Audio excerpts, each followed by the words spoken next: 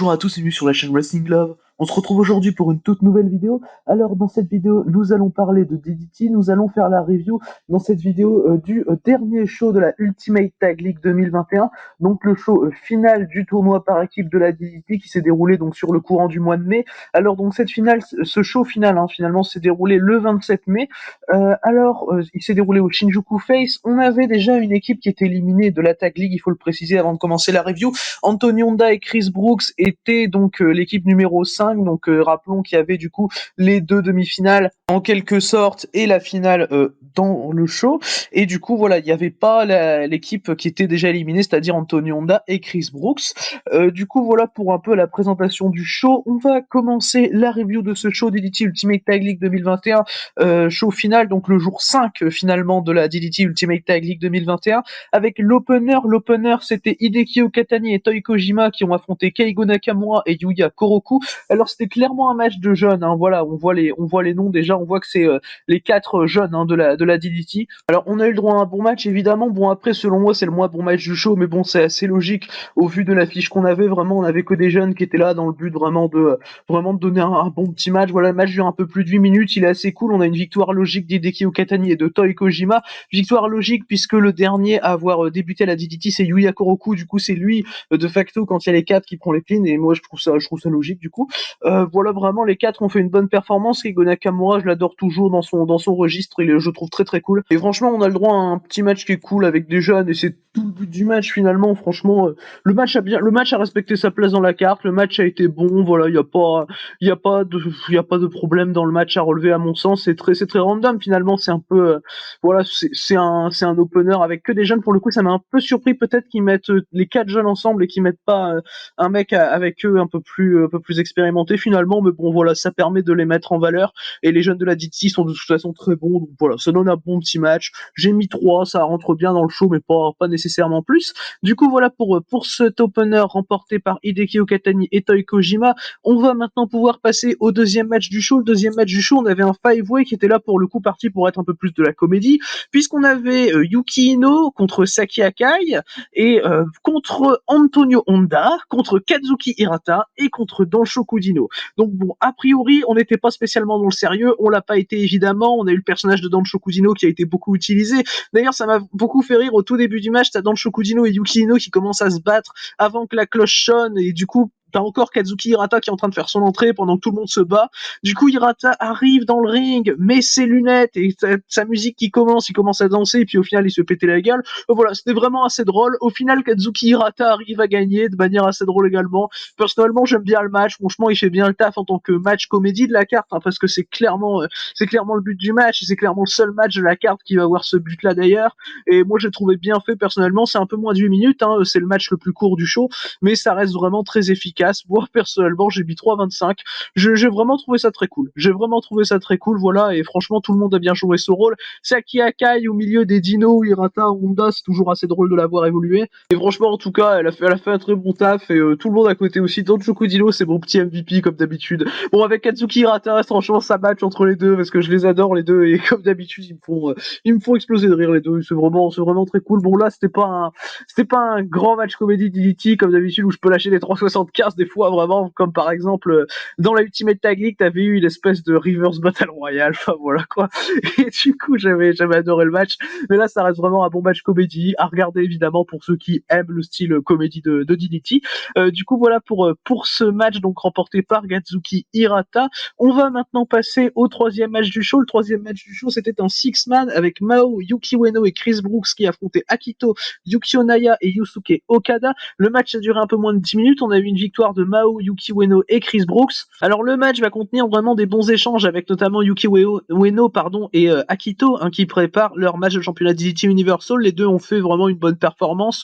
Mao également, je l'aime beaucoup. Mao dans tous les cas, il fait également une très belle performance. Il fait équipe avec Chris Brooks et donc prend la victoire avec Chris Brooks en équipe, ce que je trouve assez logique avant le Cyber Fight Festival où ils feront équipe à deux avec Shunma Katsubata pour aller affronter Damnation. Donc voilà, ça donne un peu de momentum à l'équipe. Après, bon, en face, c'était pas une mauvaise équipe non plus, mais c'était un peu, disons qu'il y avait un peu moins de chances qu'ils gagnent l'équipe, qu'ils gagnent le match. Quoi, t'avais notamment Yukio Naya qui sert pas des masses dans les pushs pour la DDT. Donc voilà, franchement, le match a été plutôt bien géré. C'est un peu moins de 10 minutes, c'est de la bonne action. Personnellement, j'ai mis que 3,25. Le match est là vraiment pour préparer le Akito contre Yuki Ueno qui aura lieu le 29 mai.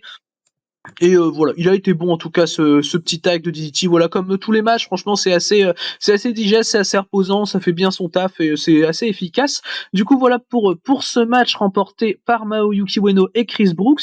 On va maintenant pouvoir passer au dernier match de l'Undercard, donc dernier match avant les demi-finales et la finale de la Ultimate Tag League 2021. Alors ce dernier match d'Undercard c'était un six-man avec Disaster Box, Arashima, Naomi Yoshimura et Toru Owashi qui affrontaient Matt Pauli, Soma Takao et Tetsuya Endo, donc de Damnation. Le match dure un peu moins de 8 minutes. Voilà, on a des matchs plutôt courts pour cet undercard de DDT. J'ai trouvé ça pas plus mal vu la durée des 3 derniers matchs qui étaient, bon, pas hyper longues, on va pas se mentir, mais pas, voilà, qui étaient quand même bien. Franchement, moi, y a pas de problème avec ça. Niveau gestion, durée des matchs sur ce show, ça a été vraiment très bien. Y a pas de problème avec ça. C'est toujours comme ça, la DDT, de toute façon, c'est toujours très digeste, très bien construit. Alors, le match est remporté par Arashima Yoshimura et Toru Owashi de manière assez logique finalement, parce que Yoshimura vient de revenir, pardon. Il va bientôt aller affronter après Akito, je pense que ce sera lui, Yuki Ueno, pour le championnat DDT Universal. Et en plus de ça, t'as Arashima qui sera au Cyberfight Festival pour affronter Jun Akiyama pour le KOD Openweight. Donc bon, a priori, non, enfin voilà, il faut lui faire gagner les tags comme ça. Bon, après, Damnation n'a pas été décrédibilisé, évidemment, c'est Matt Pauli qui a tapé. Donc voilà, c'est pas très dérangeant. Tetsuya Endo et Soma Takao ont tous deux fait de bonnes performances. Même Matt Pauli était pas mauvais en soi. Moi, j'aime bien Matt Pauli, je trouve assez cool personnellement. Même si c'est le moins bon worker du match, on va pas se mentir. Mais voilà, franchement, tout le monde a fait bien son taf. Et la victoire de Arashima Yoshimura et Toru Owashi est assez logique. Toru Owashi, et qui, je le rappelle, à quasiment toutes les vidéos sur DDT, son thème d'entrée me fait délirer à Toru Owashi. C'est assez dingue, franchement. Mais du coup, voilà, pour ce match, je pense pas qu'il y ait vraiment grand chose à en dire finalement de ce Disaster Box contre Damnation remporté par Disaster Box en 8 minutes. On va maintenant pouvoir passer aux deux demi-finales de la Ultimate Tag League 2021. Alors on va commencer par la première, c'était Daisuke Sasaki et Yuri Ino, donc équipe de Damnation qui affrontait Kazusada Higuchi et Yukio Sakaguchi qui représentent Eruption, donc les anciens champions par équipe de la DDT. Alors on a eu le droit à vraiment un très bon match qui est personnellement mon match préféré du show, franchement j'ai trouvé super. C'est à égalité avec la finale. Il est remporté par Daisuke Sasaki et Yuri Ino en un peu moins de 15 minutes. Franchement, c'était super. Les échanges de notamment Sakaguchi, Daisuke Sasaki étaient super. Sakaguchi a eu la place pour claquer des très gros kicks pendant le match. C'était vraiment très bien. Ils ont protégé le face-off Kazusada Higuchi Yuri Ino. Évidemment, j'ai trouvé ça assez logique. Higuchi et Ino ont tous deux foutu des très gros chops dans tous les cas. Donc franchement, ça, on n'en a pas manqué. C'était vraiment très bien. Franchement, il y a eu quelques moments assez cool pendant le match. Damnation va prendre logiquement la victoire. Franchement, moi, je voyais pas l'intérêt de mettre Eruption en finale du tournoi, sachant que c'est les anciens champions par équipe et que le tournoi est fatalement pour gagner une chance au titre par équipe, donc fallait mettre du frais en finale à mon sens. Surtout que, enfin voilà, la finale fait beaucoup de sens pour moi par rapport au booking du tournoi qui est vraiment bien booké à mon sens. Mais du coup voilà, victoire de Sasaki et Ino vraiment dans un très bon match que je conseille personnellement. C'est un bon 3,5 franchement où tout le monde a très bien fait son taf. C'était très agréable à voir. Du coup pour ce match, on va maintenant pouvoir passer à la deuxième demi-finale de la Ultimate Tag League 2021. La deuxième demi-finale de ce tournoi, c'était Konosuke Takeshita et Shunma Katsumata contre Jun Retsu, Jun Akiyama et Makoto Oishi. Alors, on a eu le droit à un bon match. Personnellement, j'ai mis que 3,25. J'ai failli mettre 3,5, mais la fin m'a fait mettre 3,25, pardon. Alors, le match est remporté par Takeshita et Katsumata. Donc, ils battent Junretsu de manière assez logique, finalement, parce que comme finale, personnellement, je voyais Sasaki et Ino contre Takeshita et Katsumata, surtout de par le fait que dans le main event de la première journée de la Tag League, les deux équipes avaient fait un time limit draw. Du coup, c'était un peu pour protéger l'affiche, pour la refaire en finale, à mon sens. C'est ce qui s'est évidemment passé. Alors, la fin est vraiment pas ouf, très honnêtement. C'est Shunma Katsumata qui roll up Jun Akiyama, donc le champion KOD Openweight, qui prend donc un pin dans l'un de ses derniers matchs avant sa défense au Cyberfight Festival, qui prend donc un pin un peu comme un con, surtout qu'en plus, quand tu pins ton champion, normalement, ça veut dire, c'est censé vouloir signifier quelque chose, et là, vraiment, j'avais juste l'impression que ça signifiait rien, et qu'on s'en fout, et Katsumata roll up Akiyama, puis voilà, et on passe à autre chose, et personnellement, j'ai pas trop aimé ça sur la fin, mais le combat dans l'ensemble reste vraiment très quali, Pas de souci avec ça, tout le monde fait vraiment une bonne performance. Katsumata et Aoshi vont avoir des échanges assez cool. Même Takeshita est très bon dans le match. Enfin, voilà, vraiment, c'est 18 minutes qui sont assez cool finalement. Mais j'ai mis que 3,25, ce qui est finalement assez décevant pour un tag DDT comme ça qui dure 18 minutes, 3,25. Mais voilà, franchement, c'est la fin qui m'a bloqué afin de mettre au-dessus pour ce match, donc remporté par Takeshita et Katsumata, qui vont rejoindre Daisuke Sasaki et Yuji Ino en finale du tournoi. Du coup, voilà pour cette deuxième demi-finale. Alors, avant de passer à la finale, il y a eu en fait, bah voilà, on va directement passer à la finale hein, pour ce qui est de la review. Mais avant de passer à la finale, ils ont fait une pause d'environ une vingtaine de minutes pour faire reposer évidemment l'équipe qui venait de disputer un match. Évidemment, surtout un match de 18 minutes, bon, il fallait mieux qu'ils se reposent un peu. Et du coup, après la pause de 20 minutes, les deux équipes, donc finalistes Daisuke Sasaki et Yuji Ino contre Konosuke Takeshita et Shunma Katsumata, sont revenus dans le ring. Et du coup, le combat a commencé directement avec Damnation qui a attaqué The 37 Kamina vraiment directement pour tout de suite mettre dans le bain, mettre les hostilités. Au final, en un peu moins de 15 minutes de match, là aussi comme la première demi-finale, on a eu le droit également à un très bon match qui est mon deuxième match préféré du show. Je l'ai mis comme la première demi-finale, la note de 3,5. Alors cette finale a été remportée assez logiquement par Konosuke Takeshita et Shunma Katsumata. Personnellement, j'ai trouvé ça assez logique. Alors c'est Konosuke Takeshita qui va battre Daisuke Sasaki pour la victoire. Franchement, moi de toute façon les deux équipes ça me dérange pas, mais je voyais plus Takeshita et Katsumata gagner dans le sens où vraiment Katsumata est un super underdog et que je pense que contre Arashima et Okabayashi ça peut vraiment faire quelque chose de très cool. Et vraiment les échanges Katsumata Okabayashi, comme on peut avoir des super échanges Katsumata Yurino hein, évidemment, franchement ça pourrait être super vraiment d'avoir un Katsumata très très à l'aise dans son rôle d'underdog finalement comme ça. Et le match en lui-même est très très bien hein. Katsumata joue bien son rôle d'underdog là également. Il a des très bons échanges avec Yuji Ino. Il y a un moment, il va d'ailleurs arriver à apporter une souplex à Yuji Ino, ce qui m'a personnellement vraiment étonné de la part de Katsumata et vraiment plu également. Bon, il y a quelques moments qui m'ont pas plu, hein, très honnêtement. C'est comme par exemple à un moment dans le match, plutôt vers la fin, tu as Daisuke Sasaki qui fait un Canadian Destroyer sur Konosuke Takeshita et Takeshita décide de nocelle pour partir en lariat et prendre une domination sans transition. Moi, ça m'a un peu saoulé. Bon, le nocelle de Canadian Destroyer, je vous avoue que j'ai plutôt du mal avec la chose personnellement. Et ce qu'a fait Takeshita, j'ai pas trop compris.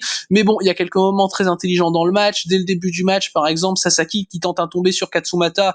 Katsumata se dégage très rapidement, mais Sasaki avait prévu, donc passe en soumission. Voilà, il y a vraiment des trucs qui sont assez intelligents dans le match, qui rendent ce match très très agréable à regarder, vraiment très très intelligent.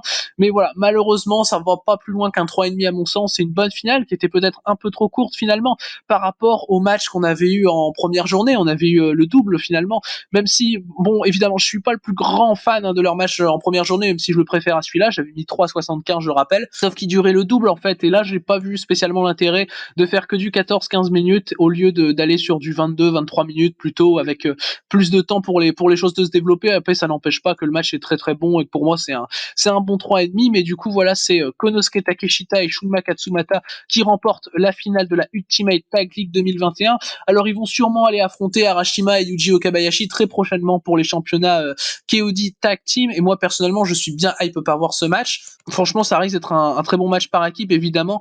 On attend évidemment de ce que va donner hein, le règne de Arashima et Okabayashi.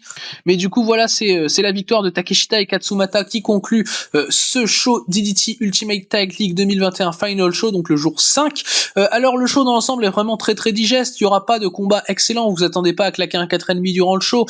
Mais vraiment, le show est très très digeste. Il prend pas longtemps à regarder spécialement. Il y a un peu de tout. Voilà, il y a même le petit match comédie qu'on a comme d'habitude. Voilà, on l'a en deuxième match de la carte, le match comédie. Je vous le conseille si vous aimez la comédie DDT. Bon, sinon, évidemment, je vous conseille la première demi-finale avec, disons, des échanges plutôt intéressants. Les Sakaguchi No, Sakaguchi Sasaki. Enfin voilà, vraiment, c'est toujours, franchement, la première demi-finale vaut le coup selon moi et la finale également qui était vraiment, vraiment très bonne.